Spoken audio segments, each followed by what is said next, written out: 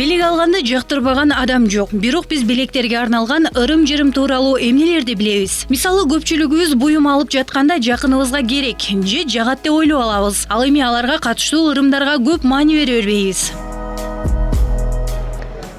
Белек берүүдө негизи белекти жөнөкөй эле адамдарга бере бербейсиң да, сөзсүз түрдө жакын адамдарыңа белек бересиң. Анан белек берүүдө дагы өзүнүн шарттары, мүмкүн жолдору болушу мүмкүн. Ошондой эле мен жакын адамыма эмне жагат, эмне жакпайт экенин дагы жакшыраак билем. Бирок ошондой учур болсо дагы айрым учурларда көптөгөн адамдар мисалы ырым-жырымдарга ишенип калышы мүмкүн. Баш кийимди белекке бербейт, сатпайт. Ал эми өзү кийип жүргөн баш кийим эскирип калса, баласына же тууганына берип коет. Аны таштандыга да ыргытууга туура эмес. Андай эле колдонуудан чыгып калса, өрттөп салганыңыз дурус деген да ырым бар.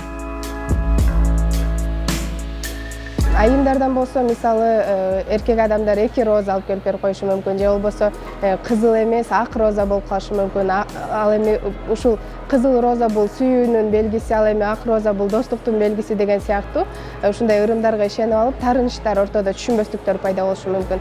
Ошондуктан эки тараптуу тең бирдей карап, жакшылап ойлонуп туруп анан бергенге аракет кылыш керек. Белектердин ичинен жакшы көрүнгөн жана ыңгайлуу саат болуп эсептелинет. Бирок саатка да арналган анча-мунча ырымдар тууралуу угуп жүрөбүз. Алардын бири жакын адамына саат белек кылбайт. Себеби мамилени суутуп жиберет деген түшүнүк бар.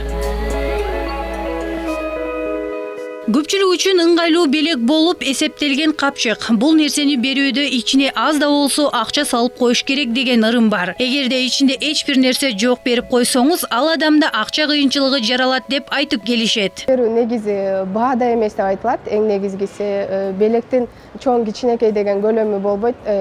Эгерде ал белек чын жүрөгүңдөн чыкса, ошол адамдын дагы жүрөгүнө жетет деген ишеничтемин. Ошондуктан бул жерде ырымга ишенет же болбосо ырымга ишенбейт деп эки тарап кылып бөлүп алуунун кажети жок. Болгону чын көңүлдөн чыгарып туруп бере турган болсок, буйруса болот, жагат. Мындай ырым-жырымдардын колдонулушуна карабай, ар бир өз каалаган нерсесин белек кылууга акылуу. Ал эми биз болгону эл оозунда айтылып жүргөн ырымдарга токтолдук. Мир Абдылдаева, Алтынбек Сакиев, Нью ТВ.